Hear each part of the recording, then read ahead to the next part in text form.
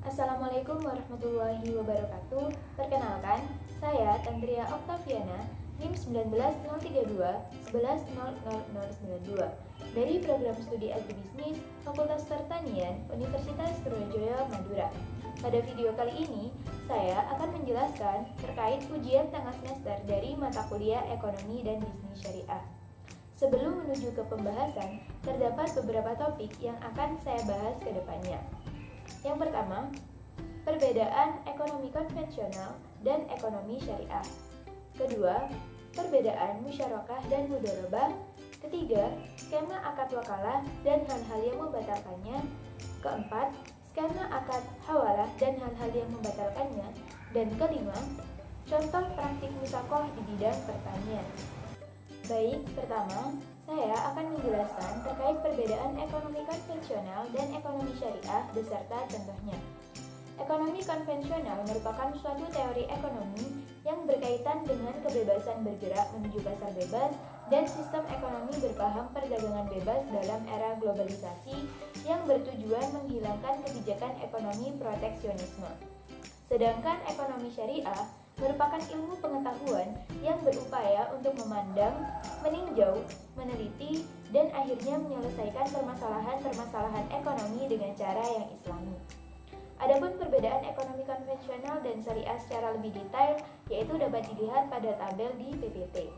Nah, berdasarkan sumber utama, ekonomi syariah berasal dari Al-Quran dan Sunnah Nabi, sedangkan ekonomi konvensional mengacu pada hal-hal yang bersifat positif.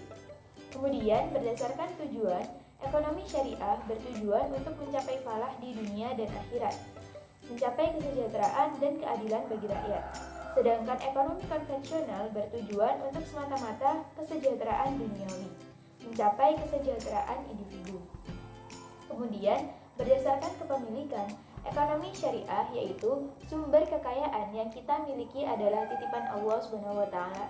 Sedangkan ekonomi konvensional yaitu setiap pribadi dibebaskan untuk memiliki semua kekayaan yang diperolehnya.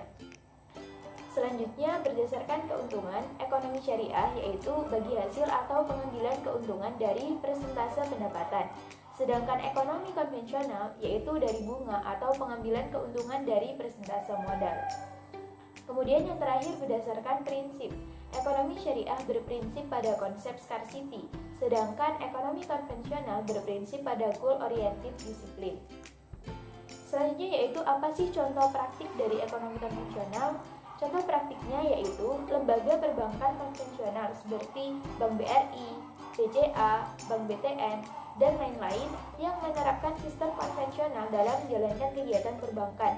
Sedangkan contoh praktik ekonomi syariah yaitu lembaga perbankan syariah seperti Bank Mandiri Syariah, Bank BRI Syariah, Bank BNI Syariah, Bank Muamalat, Bank Syariah Indonesia atau BSI yang menerapkan sistem syariah dalam menjalankan kegiatan perbankan. Selanjutnya, yaitu saya akan menjelaskan terkait perbedaan musyarakah dan mudharabah dengan menggunakan diagram akad. Pertama, musyarakah. Musyarakah adalah akad kerjasama yang mana kedua belah pihak sebagai pemodal atau juga sebagai pengelola. Pada akad ini, para pihak menyertakan modalnya dan menjalankan usaha bersama. Modal dalam hal ini dapat berupa uang, keterampilan, atau pekerjaan. Kemudian, keuntungan dibagi berdasarkan ketentuan dari perjanjian sebelumnya. Sedangkan, kerugian ditanggung bersama sesuai kesepakatan dalam perjanjian. Untuk skema musyarakah dapat dilihat pada gambar di sampingnya. Kemudian yaitu terkait dengan mudharabah. Mudharabah adalah kerjasama berdasarkan prinsip bagi hasil yang dilakukan antara dua pihak atau lebih, di mana salah satu atau lebih di antara mereka sebagai pemodal atau sahibul mal dan yang lainnya sebagai pengelola atau mudharib. Pada akad mudharabah, sahibul mal tidak turut serta dalam pengelolaan bisnis. Adapun keuntungan dari kerjasama ini dibagi sesuai dengan kesepakatan pada awal perjanjian. Sedangkan kerugian pada akad mudharabah sepenuhnya ditanggung oleh sahibul mal. Nah, untuk skema dari mudharabah itu sendiri dapat dilihat pada gambar di sampingnya. Kemudian, saya akan menjelaskan terkait skema akad wakalah. Untuk gambar skemanya dapat dilihat pada gambar. Dari gambar tersebut, pemberi kuasa dan penerima kuasa bersama-sama menyetujui akad wakalah sehingga penerima kuasa sebagai wakil berwenang untuk melaksanakan wakalah dengan mengelola objek yang dikuasakan. Kemudian apa sih hal-hal yang membatalkan wakalah? Yaitu yang pertama, salah satu pihak yang berakad wafat atau gila. Yang kedua, jika pekerjaan atau objek yang diwakilkan sudah selesai, maka akad tersebut akan batal dengan sendirinya. Ketiga, diputusnya akad wakalah oleh pihak pemberi kuasa. Dan keempat, hilangnya kekuasaan atau hak pemberi kuasa atas suatu objek. Kemudian, yaitu terkait dengan skema akad hawalah. Dapat dilihat pada gambar. Dari gambar tersebut dapat diketahui bahwa muhil adalah orang yang berhutang kepada muhal melalui muhal alai atau bank. Dalam hal ini, muhal alai berperan sebagai perantara yang menghimpun dana dari muhal untuk disalurkan atau dipinjamkan kepada muhil. Sebagai feedbacknya, muhil membayar tagihan hutang kepada muhal alai dan muhal alai membayar jasa kepada muhal. Kemudian hal-hal yang membatalkan akad hawalah yaitu pertama, salah satu pihak yang melakukan akad tersebut membatalkan akad hawalah sebelum akad itu berlaku secara tetap. Kedua, muhal melunasi hutang yang dialihkan kepada muhal alai. Tiga, muhal meninggal dunia, sedangkan muhal alai adalah ahli waris yang mewarisi harta muhal. Keempat, muhal alai menghibahkan atau menyedekahkan harta yang merupakan hutang dalam akad hawalah tersebut kepada muhal. Yang kelima, muhal membebaskan muhal alai dari kewajibannya untuk membayar hutang yang dialihkan tersebut. Keenam, menurut mazhab Hanafi, hak muhal tidak dapat dipenuhi karena pihak ketiga mengalami pailit atau wafat dalam keadaan bangkrut.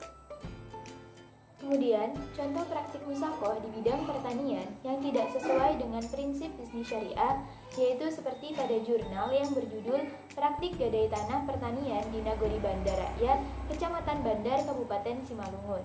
Praktik gadai tanah yang dilakukan di Nagori Bandar, Kecamatan Bandar, Kabupaten Simalungun tersebut tidak sesuai dengan prinsip syariah karena merugikan salah satu pihak. Hal ini disebabkan karena akad yang dilakukan hanya untuk mencari keuntungan semata. Dengan memberikan sejumlah uang kepada pihak penggadai tanah, maka pihak yang memberikan uang tersebut akan mendapatkan banyak keuntungan. Pertama, keuntungan dari hasil pemanfaatan jaminan lahan tanah pertanian. Kedua, pembayaran hutang dari penggadai. Fenomena ini dapat terjadi di masyarakat Nagori Bandar karena masyarakat tidak terlalu memahami hukum Islam dengan baik, sehingga masyarakat melakukan praktik gadai tanah pertanian menurut kebiasaan yang ada. Sekian yang dapat saya jelaskan, kurang lebihnya mohon maaf. Terima kasih. Wassalamualaikum warahmatullahi wabarakatuh.